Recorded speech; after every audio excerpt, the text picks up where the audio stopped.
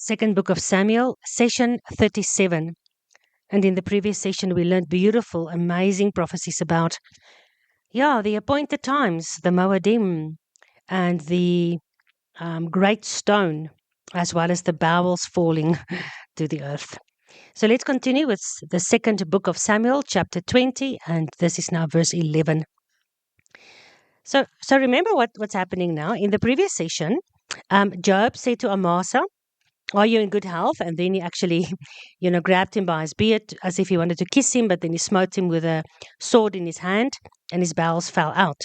And one of Job's men stood by him and said, "He that favors Joab, and he that is for David, let him go after Joab." So here, the people that's standing around Joab is saying, long live the king.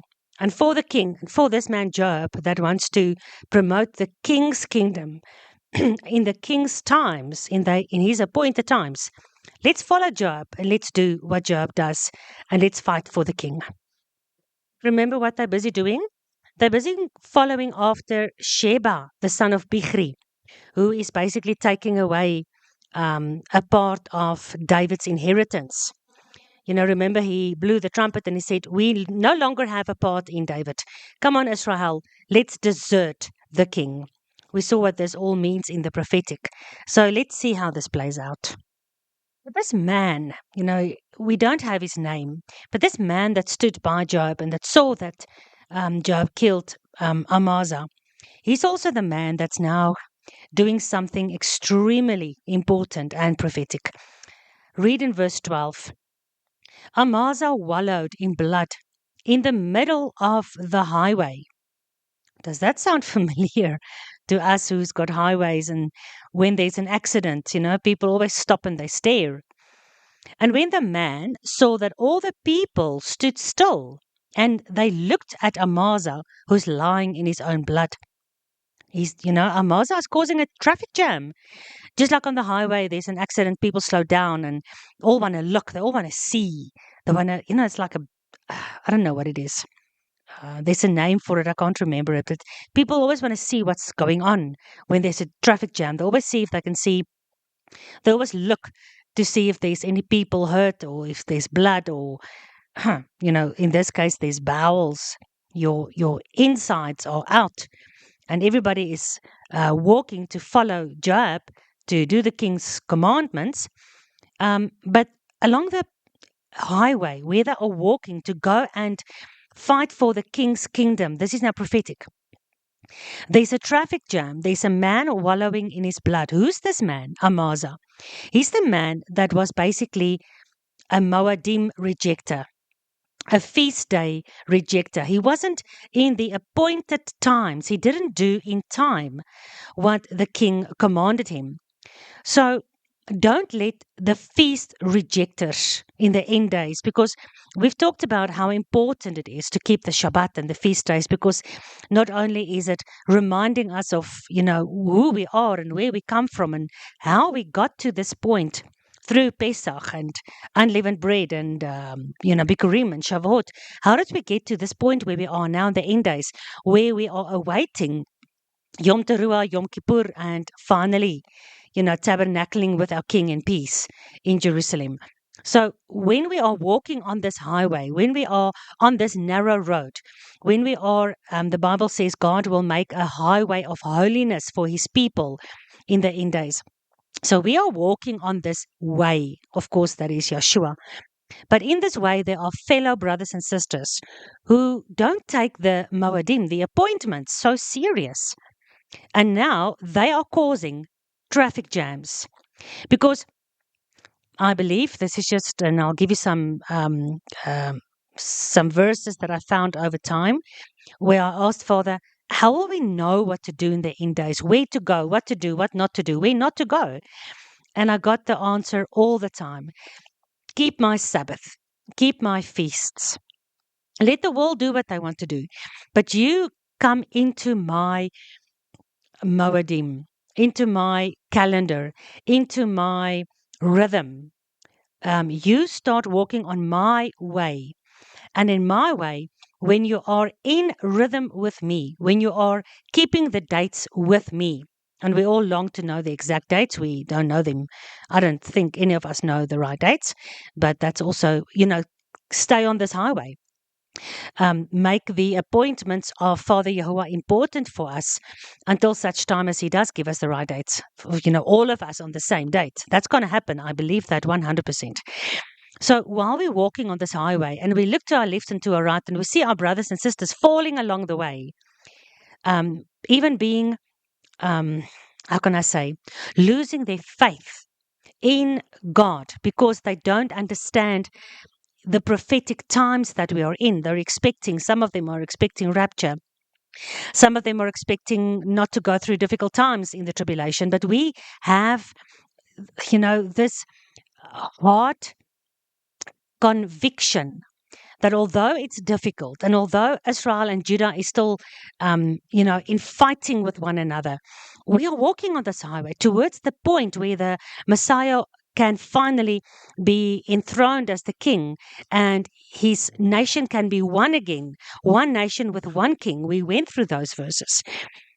So we shouldn't be causing traffic jams by standing still and looking at these people either in curiosity, like, on a highway where there's a motor car accident, or in, how can I say, it's almost as if this part of 2 Samuel is teaching us we shouldn't waste time for our fellow soldiers that has fallen because they have rejected the seriousness of the Moedim. It sounds horrible. There's a time for that, yes. But then there's a time to go onwards, soldiers, because our king has commanded us to go and do something. So we have to go and do it.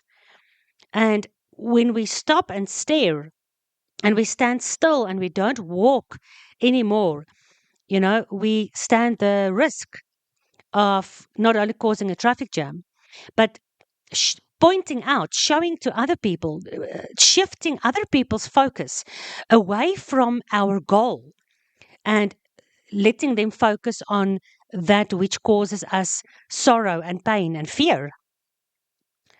So this man, prophetically, look at what he does. So Amasa is wallowing in his blood in the midst of the highway. And when this man saw that all the people stood still, he removed Amasa out of the highway into the field, and he cast a cloth over him. When he saw that everyone who came by stood still by Amasa.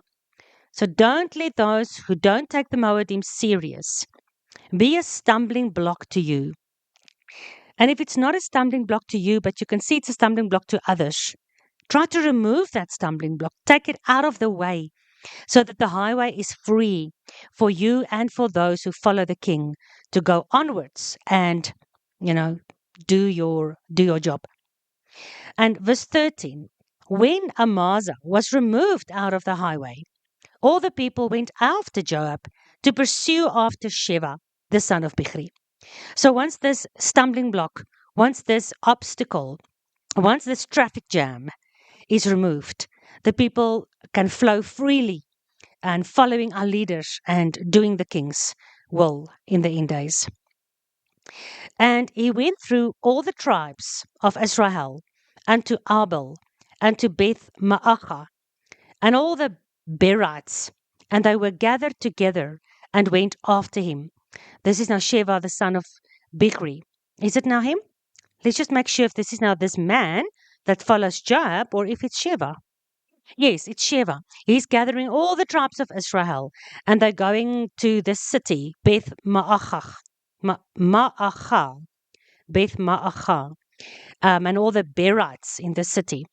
And they were gathered together. So we need to make sure that we can go on this highway without obstacles to continue doing our work because the enemy is gathering, even in the end days, believers and deceiving them to follow him. the Bible says there'll be a great falling away. Now, the Bible is not talking about Gentiles falling away because Gentiles were never part of the covenant. This is Israel, who's part of the covenant, who has a great falling away before the end comes because they're following after a fake Messiah, although his name is Seven, a fake Sheva. Amaziah is not taking King David's Moadim serious. And in the end days, those who don't take Yahuwah's Moadim, appointed times, seven, the seventh day, Sabbath, the seven feasts, when we don't take the seven serious, then the false seven will basically gather all the believers and steal them away from the covenant against the king. So Joab and those guys came and besieged Sheva in Abel of Beth Ma'acha, and they cast up a bank against the city, and they stood in the trench. And all the people that were with Joab battered the wall to throw it down.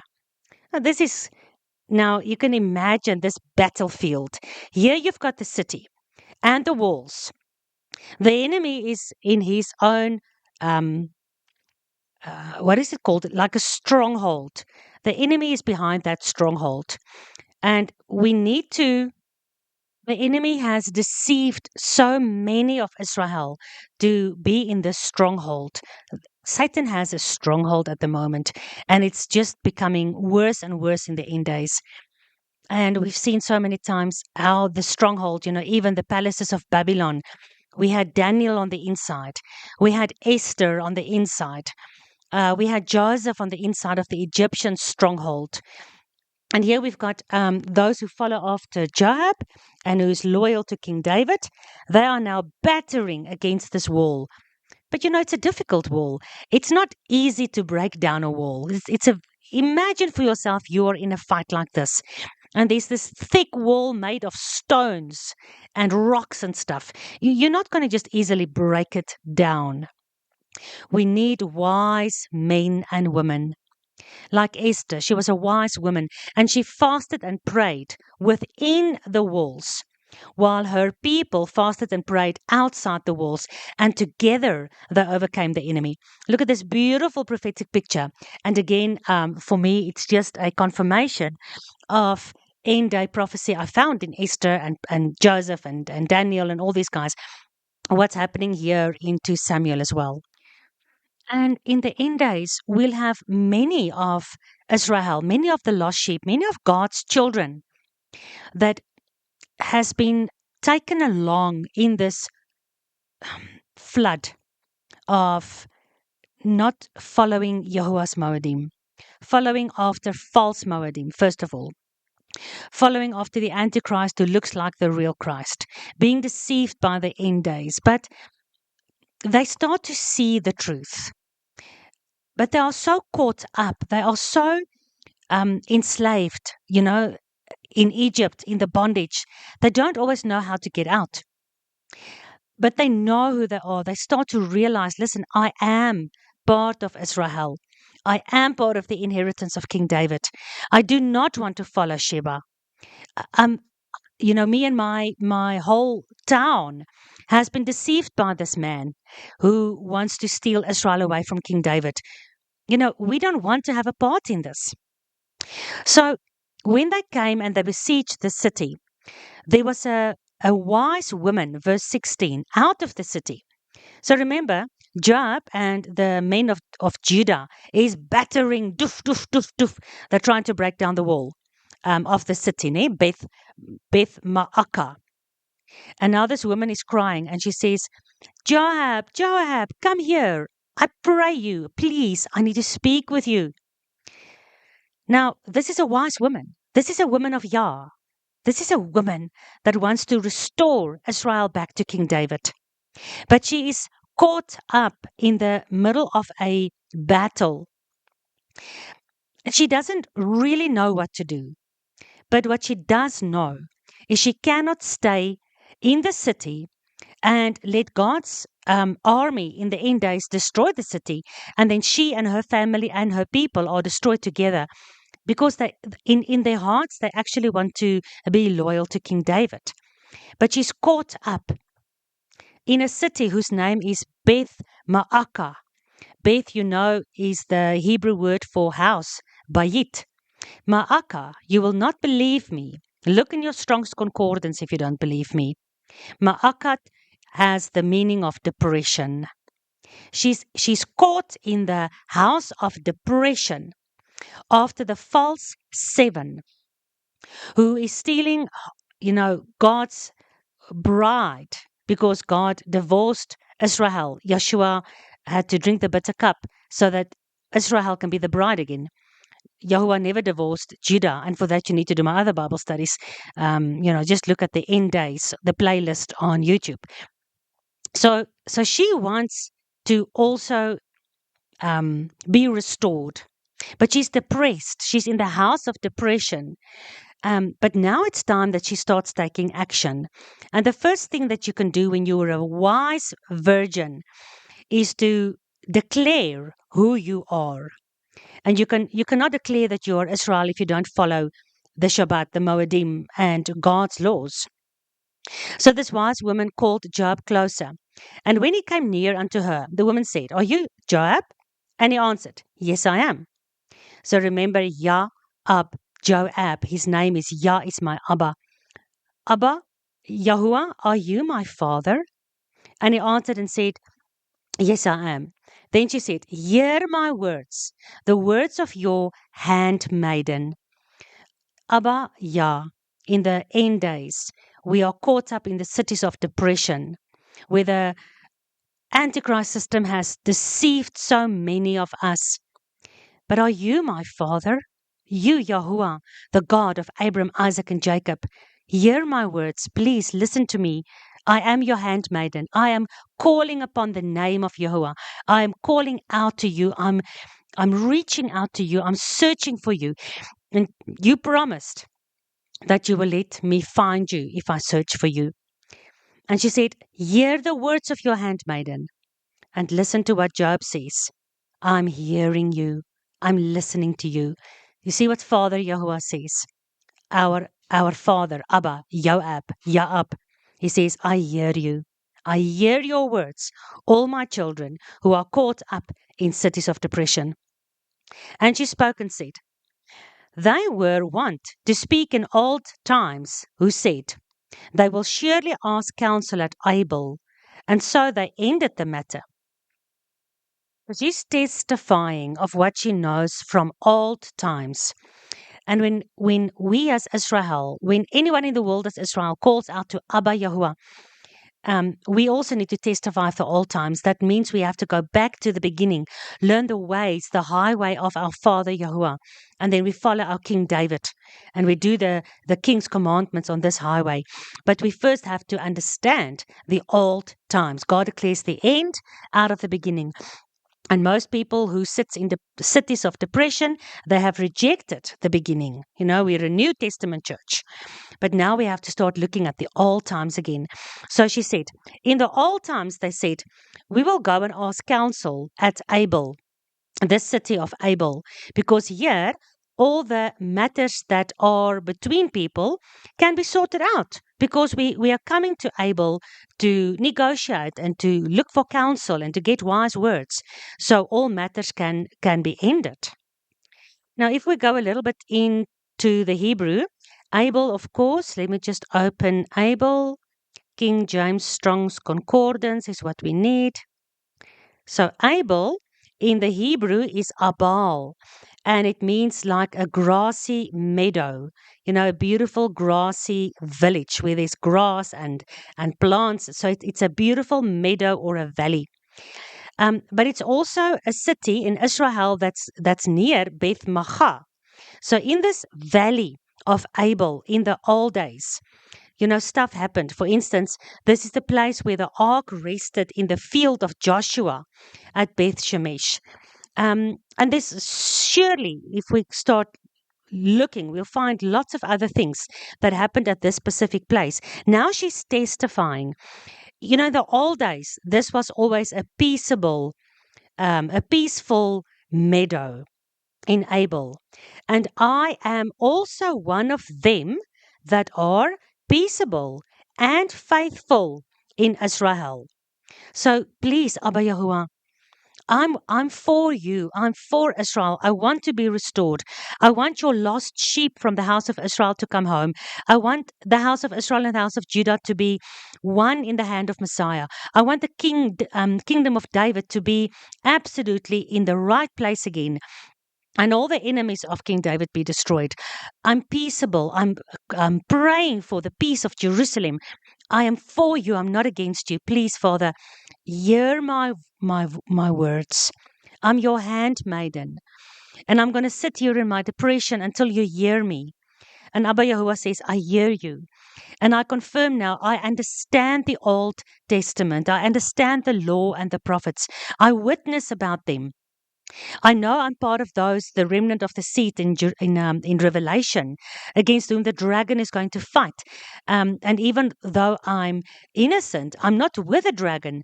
I'm caught up in a system where the dragon is going to be destroyed. I don't want to be destroyed. I'm for you. I'm for Israel. So I'm one of those in Revelation 12, verse 17, against whom the dragon fights, is going to cause my death, me and my people. But we obey the commandments and we have the testimony, the witness, the prophecy of the Messiah. We understand the old time sayings. So she said, there was spoken in the old times, and they said, surely a matter can be ended at Abel. And I'm one of them that wants to find counsel from God, not from this enemy. And I'm for peace. I'm not for war. Please stop destroying my city. And I'm faithful to Israel. I need to be regathered together with Israel to King David. Joab, you seek to destroy a city and a mother. I'm a mother of Israel. Why will you swallow up the inheritance of Yahuwah? She knows very well that this city, actually, the people in this city are loyal to Yahuwah. And now Joab, in his anger for those who rebel against Yahuwah, wants to destroy the city. But in the city, the Bible says one of a city, two of a family, or one of a family, two of a city. You know, he will gather his lost tribes of Israel again, out of every tribe, nation, and tongue, out of every city, even the city where, you know, I remember Yeshua said, go into every city. And there where there isn't a man of peace, um, dust, you know, take the dust off your feet and leave that city. But here Yahuwah comes to a city and there's a woman of peace. And Yahuwah is not going to dust himself off of the city and let it be destroyed. So she says, why will you swallow up the inheritance of Yahuwah? Because I, as part of Israel, who's loyal and faithful to Israel, who's a mother of Israel, I'm in the city and I am Yahuwah, his inheritance. I'm part of the sheep that must be gathered and given to God. God has done so much for his people. And, you know, his word became flesh, his own right arm. I am part of the inheritance that Yeshua must have, the king on the throne of David. You cannot destroy me, Father, please. Me and my family. Like Rahab, she said, I'm in the city. I know you guys are going to break down this wall and you're going to destroy me. And yet, you know, I am the prostitute, which represents the unfaithful Israel that wants to return to my father and to the God of Abraham, Isaac, and Jacob. Don't destroy me, because then you destroy the inheritance, your own inheritance, Father. So we can pray this. This is a beautiful prayer. The understanding of this wise woman's words. We can pray to Father Yahuwah in all these cities of depression, in all the smart cities with all their cashless digital societies. That's, you know, genetically and artificially going to be set up like the Bible prophesies. So many people are going to be caught up in this end day depression. And this is what we can pray over them. Father, there are people in there who wants to be faithful to you. And if only we can help them understand the old time sayings so that they can realize you are their father. Father, please don't destroy the cities until you have rescued your people, Rahab and this wise woman. Again, we don't have a name. So Job said, far far be it from me, that I will swallow up or destroy. The matter is not so. But a man of Mount Ephraim, Sheva, the son of Bichri by name, hath lifted up his hand against the king, even against King David. Deliver him only, and I will depart from the city. You know, the city will be rescued. You and the city will survive.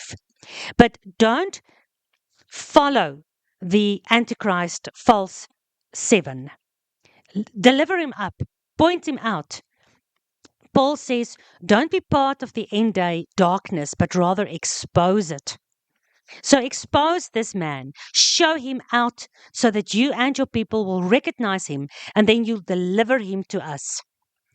Don't hide him, don't protect him. Deliver him only, and I will leave the city alone. And the woman said unto Job, behold, his head shall be thrown to you over the wall. Ah, I love this. The Bible talks about, the beast with a deadly wound in the head. So maybe there'll come a time when the people that he thinks is loyal to him is going to deliver him up, and he will receive this deadly wound to the head. But of course, we know that he will stand up from that. But anyway, I'm just thinking aloud. So this Antichrist figure, his head will be thrown over. It makes me think about the head of the statue that King Nebuchadnezzar dreamed about, how the Antichrist will have this whole statue, but the head of Babylon, because he will be the king of Babylon, the whore of Babylon, the confusion and the false mixed worship in this end days. So in this case, we've got mothers of Israel working together with a general of King David, Joab. Joab and this woman whose name isn't even mentioned. We just know her as the mother of this city in Abel. You know, they're working together to deliver up the head of gold of the Babylonian statue and to remove this Babylon deception of the false seven out of their city. It's a beautiful picture. Then the woman went unto all the people in her wisdom. Can you remember how the prostitute was the first woman that saw Yeshua when he was resurrected? And in her wisdom, she went to the disciples. You remember the Samaritan woman at the well, the prostitute. You know, she slept around and she wasn't even married. And eventually she realized the old sayings, the prophesied Messiah. She realized it was him. And she, in her wisdom, went back to Samaria and she spoke to all the people, and they all ran out to the well. And they eventually said, now we know he's the Messiah. Not because you're telling us anymore, but because we're seeing with our own eyes. But if it wasn't for the wise woman, the woman of wisdom, you know, the churches and the many messianic groups say women are not allowed to teach. But what about if it wasn't for this wise woman who who took the effort to remind Joab of the old sayings, to remind Abba Yahuwah of his covenant, and to plead for her city and her people, and to have the guts to stand up against the Antichrist. If it's not for wise women like this in the end days, for the Samaritan woman who goes and testify to the northern region of Samaria that the Messiah has come, if it wasn't for the wise woman who was a prostitute, and who got deliverance and redemption and washed Messiah's feet with her hair, that started testifying of his resurrection, how would they have known? He sent women. It's always women, the handmaidens, that is willing to let it be done to me like you said, my Lord. Like Mary said when the angel told her she'll be pregnant. She's not even married. She said, let it be with your handmaiden as you have spoken. So she goes and she calls all the people together and she speaks in her wisdom and she convinces them to follow the truth and not to be deceived any longer. And they cut off the head of Sheva, the son of Bichri, and they cast it, whoops, over the wall to Job. And Job blew the trumpet. Lovely. The call of war, the call of victory, blew the trumpet, and they retired from the city, every man back to his tent. And Joab returned to Jerusalem unto the king. Oh, lovely. The army of Yahuwah working together and having victory because of humble, loyal, faithful women, mothers, wives, daughters of Jerusalem. Now Joab was over all the host of Israel, and Benaiah, the son of Jehoiada, was over the Kerethites and over the Peletites. Apologies. And Adoram was over the tribute, and Jehoshaphat, the son of Ahulad, was a recorder. And Sheva was a scribe. Obviously, this is not our false Sheva, but the true Sheva, 7. He was a scribe. Beautiful. And Zadok and Abiathar were the priests. And Ira also, the Yahirat, was a chief ruler about David. Okay, this is the army of Yahuwah. They are victorious because of the wise women. But look at all these beautiful description of the end time army, the camp of God that is loyal to the king and that wants to see the restoration of the kingdom. So let's take a minute and break this down a little bit. Joab, of course, is our Abba, and Yahuwah, our Abba, is the host of all of Israel. Amen. And then Benaiah is the son of Jehoiada. So Benaiah, Ben, or Ben is of course the root word for brother, but Bana is the root word for building. Bana. And Benaiah, Yah of course is Yah's sacred name, Yahuwah's name. So Benaiah is building Yah's kingdom. He's the son of Jehoiada. Okay. It's very cold here. So excuse my pronunciations. So we've got Yahuwah and Yada. Jehoiada. So Yada is to know and to see in and to recognize on a personal, intimate level. To Yada Yahuwah. This is Benaiah, who's building up the kingdom of Yahuwah. He's the son of knowing Yahuwah. Isn't that beautiful? And of course, he's the appointed as a captain. He's over the Kerethites and the Peletites. All right. So, and we've got Adoram. Now, Adoram in the Hebrew means Lord of Heights. Lord of Heights.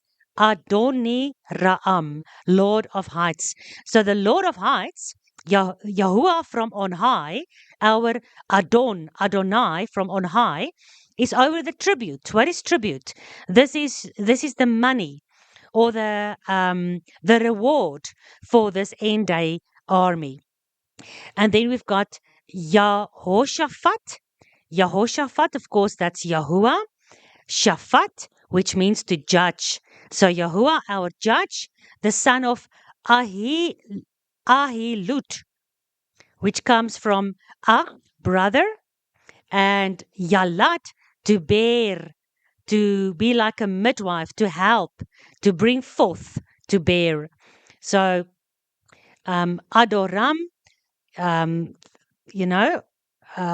Lord of Heights, and Jehoshaphat, Yahuwah, our judge, the son of Ahilud, my brother that bears me, right? They are the recorders. They are the ones that is recording everything that happens so that we can still study these prophecies and these historical wars and battles today. And that is what helps us, like the wise women, to have a witness of the old time sayings so that we can be prepared in the end days and not stay in the cities of depression. And Sheva, of course, Sheva means 7. Sheva was the scribe. So everything that was recorded, he was writing it down. And It's like the whole system of Yahuwah, the Shabbat system, the weekly cycle, and the annual 7 feast day cycles. In them are written down the recordings of everything of God's kingdom since the beginning. So Sheva was the scribe, and Zadok, of course, has the meaning of tzedakah, righteousness. Zadok and Abiatar. Abba, Yatar. Abba, who is exceeding, who is excelling, who is more than I can handle. Zadok, righteousness, and Abba, who is my excellent reward. They were the priests in this end day camp, this end day army of God. And lastly, we've got Ira. So Ira means wakefulness, to be awakened, to have your eyes opened. Yes, guys, we can talk about the end day army for years to come, just in the names. How Yeshua was the one that will bring sight to those who are blind. Like God says, your eyes are closed, you are dumb, you are not seeing the truth. That's why you are stuck by the deception and the city of depression. So Ira, who's awake, who's got eyes opened. Ira, and also Ya'irit, Ya'irit, which has the root meaning of Yahuwah and Or. Ya'irit, Yahuwah Or, which means Yahuwah is light. So Ira, the wakeful one, can see the light of the world. Yahuwah, who has come to this world, John 1, he's the light of this world, and the darkness will not overcome him. Wakefulness and seeing Yah as the light are the chief rulers in David's army. 2 Samuel 20, verse 26. So, yeah, just in these names, what an amazing end day army is God busy putting together. But it all started with this wise woman whose name isn't even mentioned because she represents all of us. All our names are summarized in this wise woman who have been caught up in cities of depression. But we also remember all the sayings of old, and we stay faithful to Yahuwah, and we will expose and cut off the head of gold of the Babylonian system, and we will be brave enough to testify to the other people and expose the lies and deceit so that God's army, his end day army, can stand up in these end days. What an amazing, amazing chapter this was. So, yeah, let's say Amen. And we'll see each other again tomorrow for 2 Samuel chapter 21.